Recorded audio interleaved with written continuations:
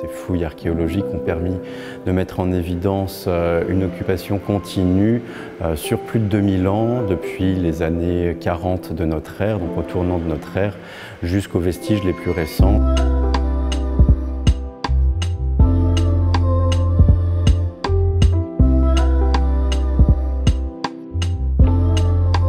Et cette exposition qui se nomme Le Passé des Passages a pour objectif de montrer les résultats des grandes fouilles, de la grande opération de fouilles archéologiques qui a eu lieu au niveau des passages Pasteur, donc ce centre commercial que bien des Byzantins connaissent actuellement.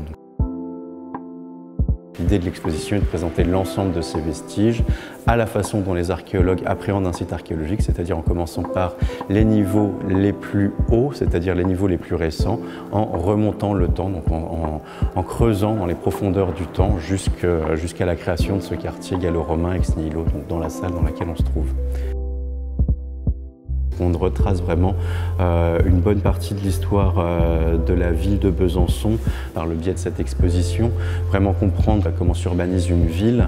On est au cœur de la boucle, mais à proximité du pont battant, donc de cette ouverture vers le reste de la ville. La ville de Besançon a toujours été dynamique, qu'elle recèle encore bien des trésors et bien des trésors qui vont sûrement être enrichis par les prochaines fouilles archéologiques qui seront faites par le service municipal d'archéologie préventive.